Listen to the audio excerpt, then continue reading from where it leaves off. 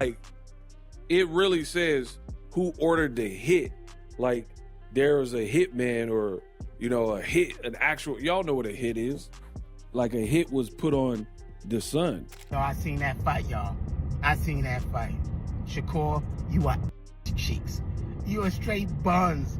Nigga, Floyd will wash you. Kid will wash you. And you know that now, and I see why the poison is and all that other. So run that excuse, oh, they gonna pull out, I need something in the contract. You scared. And you have every reason to be scared. Can't remember, everything was like blacked out. What happened is I was at the gym. Really, we're not even supposed to talk about it legally, really, because it's a lot, but he was poisoned. It just flat out is what it is. They tried to say it was some mushrooms that was put in his room service thing, but the toxicology report says differently. But we just moved on to the next fight.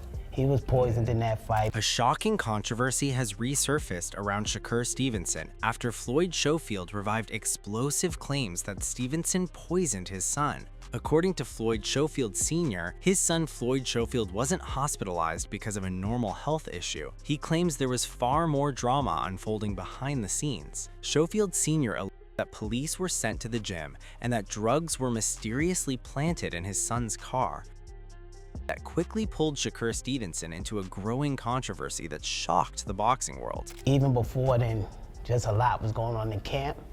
Like cops being called, saying we harboring kids, drugs being planted in cars, like it was real. Real faxes out there with the Fort Lauderdale police, the hospital there, to the point where it made me have to go to the hospital for anxiety as a parent. Pardon me, and I'm freezing over here, so if they see me shaking, it ain't emotions, but as a parent to go through that, it's just crazy just because you wanted to box, just because you was in shape. So it's a lot of lawyers involved. People ran in, oh, no, trying to take defense for what they did, because a mole was in the camp that told, as it was happening, that want me, they spiked your son. With those, Floyd Schofield Sr. went even further, publicly humiliating Shakur Stevenson by claiming he's now hiding out of fear of stepping into the ring with his son. According to him, Stevenson knows exactly what he did and is now running from the consequences. He insisted that Stevenson must face Floyd Schofield in the ring to truly prove his power, warning that no matter how long the truth is avoided, everything will eventually be exposed on fight night. Peace, y'all. Peace, peace, peace. Yo, this just a fast response. This ain't on no bull crap. Fast response to Shakur. Yo, one thing is he's dealing with disrespect, and that's cool. That's where he vibrating at. But I ain't vibrating at that frequency. Let me give y'all truth, because there's a thing about honor. There's a thing about honor, young man. And I came to you with respect. You know the truth. Come on, everybody out there that really know the truth. But y'all want to attack my integrity and my brand like y'all don't know, instead of just walking away. We ain't taking no legal allegations. We walked away on to the next fight. If you want to fight, let's fight like men. That's what men do. That's where I'm from. That's not. Floyd Schofield Sr. that a massage lady connected to Shakur Stevenson's team applied a mysterious cream to his son, which he claims caused him to fall ill and eventually be hospitalized. However, Stevenson has completely dismissed those, insisting he doesn't even have a massage therapist for himself, let alone someone working for his team. According to Stevenson, the claims are nothing more than Schofield Sr.'s usual tactic to grab headlines and create drama. So they mentioned on their socials, the dad, that he fell ill, that, I don't know, he got poisoned or food poisoning. I don't know where he was going to that, if he was alluding that your team had something to do with it, but do you believe what they're saying about what happened, the reason why he's not going through with the fight anymore? Here's the thing with that. When he first put out the poisoning thing, he said that Shakur massage therapist rubbed cream on us. I don't have a massage therapist down here, so how did my massage therapist rub any cream on you? So it's hard for me to believe somebody who's just constantly come up with something new every single day. Every day, oh, he did this, he did that. No other opponent that I have ever fought have ever complained about anything with me. I always been clean boxer. I always do things the right way. So. And if that wasn't enough drama for Shakur Stevenson, he's now taken fiery shots at Gervonta Davis. In a latest interview with Joe Rogan, Stevenson dismissed Davis as a real threat, making it clear that if Tank continues tagging him on social media and overestimating his own stardom, it won't matter. Stevenson doesn't feel he needs Davis to prove himself. Fight that I would think that would generate the most amount of interest at 135 would be Tank. Now, I know Tank's got some legal issues now, and I don't know what his status is currently. I would love for it to happen, but the way that he went on like social media and kind of like bashed me in a way to where it's like he made it seem like I need him. I just feel disrespected about it because at the end of the day, I'm a grown man. I make my own money. I'm living a spectacular life. I don't need nobody. If he feels as though I need him and if it's that kind of stuff, then it's like, whatever. I'm not in need of that fight. But that's not the only drama surrounding Shakur Stevenson. The controversy has heated up even more, and this time the criticism is coming from Shannon Sharp. Sharp fired back at both Shakur and Shields over their responses to his earlier comments. He made it clear he doesn't believe Shields would stand a chance in a fight against Rolando Romero. While Shakur and Shields pushed back against that stance, Sharp doubled down, criticizing both fighters for what he called completely unrealistic takes. Last night, Ocho and I discussed Clarissa Shields' chance to win against Rolly Romero, where both Clarissa and Shakur have responded. Okay, I got Clarissa over Shannon Sharp in a boxing match. Facts. These guys are so misinformed about boxing. Like Marjorie Mayweather said, some people don't know about boxing. Since day one, I've been sparring with men. It's a reason I'm running through these women. Yes, you're running through women, Clarissa. Clarissa, you're not beating a male-trained fighter. You're not. If that was the case, you would have fought men. You're not. They're not going to sanction it. We're not saying that you're a woman's fighter. You're great. You're the quote. You're the greatest woman's boxer of all time. Yeah. We're conceding that. Shakur is just upset that I said I'm not paying no money to see him fight. His fight's not interested. So he's mad about that. I don't even want to discuss him. But Clarissa, it's not a shot at you. Shakur is currently embroiled in numerous controversies during his recent period of activity. While he has refrained from engaging with Floyd Mayweather or Gervonta Davis, his name has been linked to a potential fight with Ryan Garcia. Gary Russell Jr., speaking on the matter, has shared some of the most shocking takes. He believes that Shakur may not have the ability to seriously hurt Ryan Garcia, potentially making Garcia the tougher opponent for Shakur. That's what I think his skill is, honestly. That's what I think his skill is. Like, his skill isn't like his boxing ability. Yeah. His skill is, a lot of times when you watch people fight, you can see that one fighter is in more control of what's going on in that ring. He maintains a certain level of control with his distance and range. I believe that's what his true skill is. But if you can break that, then you got something different. I don't know if Ryan will be able to break it. But I think he's tall enough, and he got enough reach, whereas though Shakur is going to have to close the distance to actually hit Ryan. Gary Russell Jr. believes that Ryan Garcia has the ability to hurt Shakur, whereas in his view, Shakur does not pose the same threat to Garcia. While Shakur is powerful in terms of drawing attention and generating business due to his star power, physically and skill-wise, Russell thinks Garcia has the tools to inflict real damage. In his latest breakdown, he explains exactly how this could happen. You know what I'm saying? He got to cross that line of fire to hit Ryan, versus he just making them come into him and he just shot them. And Ryan got some. If Ryan touches his, he got the ability to hurt Shakur. I don't think Shakur has the ability to hurt him. Damn.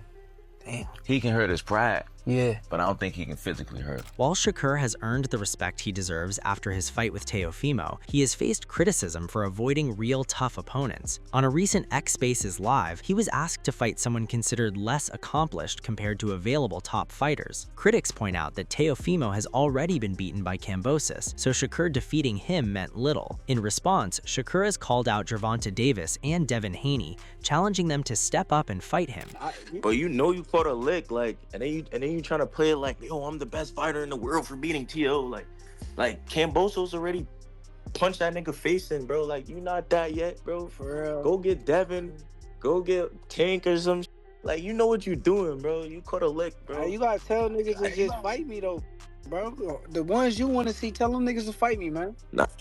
Another fight that has been in the talks recently is a lightweight showdown between Rolly Romero and Devin Haney. In a recent interview, Haney revealed that he is very close to finalizing the remaining details of the deal with Romero. Beating a fighter who previously defeated Ryan Garcia would be a significant opportunity for Haney to accelerate his status. However, Max Kellerman has sounded the alarm for him. He believes Romero has a hand of brick and criticizes Haney for being dropped in his past fights. Against a fighter who makes things messy in the ring, Kellerman worries that Haney could be in trouble. A chance for me to pick up another belt, beat the guy who beat Ryan, and you know, move up higher on the pound for pound list, and you know, just show how great I really am. Yeah, I mean, guys, we have Ryan Let's have an honest discussion about this whole situation. Raleigh, I mean, like, of course Shady isn't here today, who always gets on Raleigh whenever his name is brought up. But look, he is not the most skillful fighter in the world. However, he has a way, as all successful fighters do, of landing his shots. And he's got like stones, like he got bricks in his hands, right? He's a heavy-handed guy. And Devin, we have seen you dropped before, right? So before I even get to you, not to talk about you as though you're not here, how dangerous is this a fight for Devin Haney, a guy who can make it ugly? While Devin is widely seen as the more talented fighter with superior skills and ring intelligence, Rolly Romero has drawn criticism for his awkwardness, twitchy movements, and unpredictable tendencies every time he steps into the ring. Experts are particularly warning Haney about Romero's style, which they believe could pose real challenges. Despite Haney's technical advantage, Romero's unorthodox approach and constant pressure could create problems, making this lightweight clash a potentially tricky fight for Haney. Compare Devin with Rolly in terms of natural talent, ring intelligence, skill, technique. Everything different edges class towards Devin. Devin has the advantage. But when you talk about styles, Rolly is unorthodox. Rolly is awkward. And we've seen in the past where an unorthodox fighter, you're gonna bring it up. I know where you're going. Versus Ricardo Mayorga. I knew it. And Sergio Mora. Doug, you and me. I got it. Both Mayorga and Mora had unorthodox styles. They didn't work off their jabs. They didn't necessarily move in the right directions. But there's a method to their madness. And they were world-class fighters. And on the best night of their professional careers, they were able to upset an elite boxer, a pound-for-pound level boxer. Meanwhile, Rolly Romero has publicly criticized Devin Haney and his father, Bill Haney, calling them deceitful. He claims the contract was sent to them 2 days ago, yet they have still not signed it. Romero describes them as scared and dodging him, while he remains firm, waiting for the contract to be finalized. According to him, Devin Haney is not a fighter who truly deserves much attention, and Romero feels his skills are being undervalued. Do not believe the Haneys. They are very deceitful people. The contract was sent to them two days ago, and Bill kind of disappeared, went and grabbed milk. So you. I mean, let's just say it like this, right? I don't really want to talk about Devin or any of that stuff because, like I said, the fight's not made. What is there to talk about? Like I said, nobody's ducking or dodging Devin Haney. Nobody cares about Devin Haney. For his part, Devin Haney claims he is close to finalizing the deal, while Rolly Romero has revealed that despite sending the contract, Haney has not signed it yet. In that sense, Romero believes no deal has officially been made. He insists that Haney should not be trusted, stating that he is the one who has pushed for this fight and initiated the idea, yet he has received no response, while he still remains ready to make it happen. Now, he says they've agreed. They've already signed on that. I don't see no paperwork. And then who was the one that pressed the fight? Me, right? Who's the one that sent everything? Me, right? Okay, I'm telling you, if the contract's not signed, it's not signed. Do not believe the Haneys. They are very deceitful people. While the hype between Rolly Romero and Devin Haney continues to build, Haney has firmly stated that he is ready to face Romero, despite Kellerman's claims that Romero poses a real challenge. But he hasn't stopped there. He also went after Gervonta Davis, claiming that Tank is deep down afraid to fight the best. In Haney's view, this stems from personal life issues that have diminished the fearless attitude Davis once had in the ring. Gervonta Davis, I think that he's a really good fighter. I think that he's an underachiever. I think that he has so much talent. I think that his outside issues is stopping him from reaching his full potential, and him just not wanting to test himself against the best fighters in the world. There's a guy like Pitbull Cruz, it's just a fight that no one asked for. The boxing world is on the verge of witnessing some of the biggest and most exciting fights yet. With matchups like Haney versus Rolly Romero and Shakur versus Gervonta Davis generating massive demand, the stakes are high. The potential Haney rematch with Ryan Garcia is also heating up. Chris Mannix has shared his desire to see the rematch happen, noting it could be even more marketable than Jaron Ennis versus Virgil Ortiz. In his view, the narrative is there, but if the money isn't right, Haney should focus on facing Romero. I want to see that rematch as much as I want to see any fight in boxing.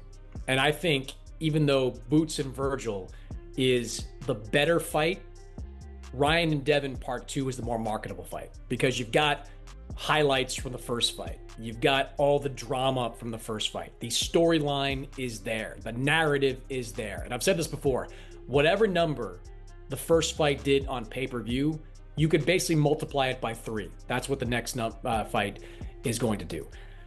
But if the money is right for Devin to fight Rolly Romero, I can't blame him for taking it. I can't. Like, all due respect to Rolly, he won that fight against Ryan Garcia clean, but Devin Haney is a different animal altogether. Like, Devin Haney is a different type of fighter. As the scene heats up, Keyshawn Davis steps into the spotlight, throwing down a daring challenge to both Devin Haney and Gervonta Tank Davis. No longer chasing respect, he's determined to claim his place atop the division. Tensions erupted during a heated face-off with Bill Haney, where sharp words were exchanged. Riding the high of his knockout over Jermaine Ortiz, Keyshawn questions the Haney's hesitation to finalize a fight, suggesting that the delay reveals fear and signaling he's more than ready to settle it inside the ring. I walked up to Bill because we was DMing each other. Right. I walked up to Bill. I said what I said, and he told me to stand on it. And I said, after I knock Jermaine out, we gonna fight, right? Yeah. I said that purposely because I'm the same person that was telling Jay Prince, after I knock Jermaine out, they not gonna wanna fight me. They gonna be like, nah. So I said that purposely to him. After I knock Jermaine out, you gonna fight me, right? He said Devin. I said no, he said it to Bill. Okay. He said, yeah, be a man of your word and stand on it. Yeah, he did say that. Why I ain't get no call out? Why I ain't get we ain't reaching out? And I know what's going on in real time too. They really don't want to fight me, bro. Keyshawn Davis is making it clear that he sees himself as the premier fighter in the division. He argues that even Vasyl Lomachenko falls short of his level, pointing to Lomachenko's struggles against Jermaine Ortiz, a challenge he claims he handled with far greater authority. Turning to Devin Haney, he criticizes him and his father for carefully selecting opponents, suggesting they're avoiding the real danger that stands directly in front of them, a challenge he is ready to embrace. Hold on, but I'm crazy out here saying I'm really better than these guys, no, though. I'm not saying you're not, but listen, can you admit that Loma was one of the best fighters in the world? In the moment, yes. 2 Olympic gold medals. There you go, so he still was. But he ain't better than me, though. That's what's going on in your head. I get what you're saying. He's not me, gang. I'm talking about when he fought him. You weren't around. You weren't in that. I was around. Nah. No, but you weren't in a position to fight. We can't say Devin ducking. We can't say Devin ducking. Okay, I can't say it. Because he's already has a track record of fighting those fights. That's it. He's fighting Ryan, Loma. Let me bring something down to you. And all respect to you, Devin, because y'all are great businessmen over there. But, bro, they know exactly what they're doing. The reason why they try to go up and get another champion at 54, right? You better choose Xander. You better choose Xander. Like, they know how to pick him, gang. As speculation builds around a potential showdown with Devin Haney, Keyshawn Davis makes it clear why he considers himself the true test for the rising star. He boldly claims that Haney has been avoiding him, criticizing the Haney camp for picking opponents they see as safe. Davis insists he has never shied away from any challenge regardless of style, and says he has faced every fighter in his path. Now he's ready to step up, aiming to expose what he sees as a lack of genuine sportsmanship. Let's talk about my track history. I didn't have to fight limos. Tyring had a whole nother opponent on the table. I fought Limos. I chose Limos. I didn't have to fight De Los Santos. I chose De Los Santos. These guys out here really choosing fighters that they really know they can beat. I can beat everybody, so I'm choosing anybody. That's the difference. Y'all need to wake up, bro. I'm really out here trying to fight any and everybody, bro. No cap. They can't. Nobody beat me. I'm the best in this sport, and I'm trying to show that. Let me show it, Devin.